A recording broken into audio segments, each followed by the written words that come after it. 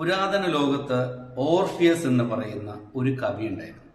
അദ്ദേഹം മനോഹരമായി പാട്ടുകൾ പാടുന്ന ഒരു ഗായകൻ കൂടിയായിരുന്നു.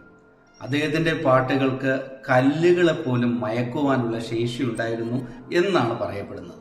അദ്ദേഹം പാട്ടുകൾ പാടുമ്പോൾ നദികളുടെ ഒഴുക്ക് നിലയ്ക്കുമെന്നും മരങ്ങൾ കൊമ്പുകൾ താഴ്ത്തി അദ്ദേഹത്തിന് അടുത്തേക്ക് കുനിഞ്ഞു വരുമായിരുന്നു എന്നുമൊക്കെയാണ് കഥ. അദ്ദേഹത്തിന്റെ കാമുകിയായിരുന്നു യൂറിഡൈസ്.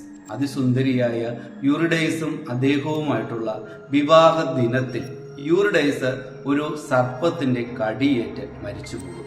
യൂറിഡൈസിന്റെ മരണം അംഗീകരിക്കാൻ കഴിയാത്ത ഓർഫിയസ് പാതാള ലോകത്തേക്ക് പോവുകയും മരണത്തിന്റെ രാജ്ഞിയായ പെർസഫോണിന്റെ മുന്നിൽ പാട്ടുകൾ പാടുകയും ചെയ്തു. ഓർഫിയസിന്റെ പാട്ട് കേട്ട് കരഞ്ഞുപോയ, സങ്കടത്തിലാണ്ടുപോയ ഈ രാജ്ഞി അദ്ദേഹത്തിന് യൂറിഡൈസിനെ തിരികെ നൽകാം എന്ന് സമ്മതിക്കുന്നു.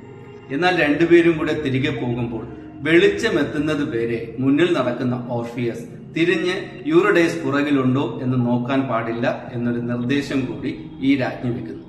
അതിനുശേഷം ഓർഫിയസ് തിരികെ പാതാളത്തിൽ നിന്ന് ഭൂമിയിലേക്ക് നടന്നു തുടങ്ങുകയും ഇരുട്ടിലെ പല വഴികളിലൂടെയും നിഴലുകളെയൊക്കെ താണ്ടി ഇദ്ദേഹം സഞ്ചരിക്കുമ്പോഴെല്ലാം തന്നെ വളരെ മൃദുവായ പാദചലനങ്ങൾ പുറകിലായിട്ട് ഇദ്ദേഹം കേൾക്കുന്നുണ്ടായിരുന്നു.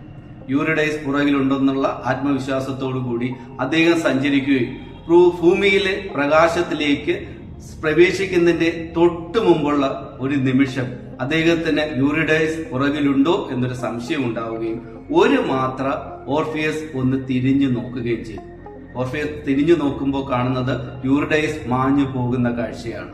അദ്ദേഹം പെട്ടെന്ന് തന്നെ യൂറിഡൈസിന്റെ കൈകളിൽ പിടിക്കാൻ ശ്രമിച്ചുവെങ്കിലും യൂറിഡൈസ് മാഞ്ഞു പോവുകയും എന്നേക്കുമായി ഓർഫിയസിന് യൂറിഡൈസിനെ നഷ്ടപ്പെടുകയുമാണ് ഉണ്ടായത്. സ്നേഹമൊക്കെ വളരെ ഗംഭീരമാണെങ്കിലും ഒരു നോട്ടം കൊണ്ട് പോലും ചിലപ്പോൾ ആ സ്നേഹം എന്നേക്കുമായി നഷ്ടപ്പെടാം എന്നൊരു ഉദാഹരണം കൂടി ഈ കഥ പറഞ്ഞു വെക്കുന്നു.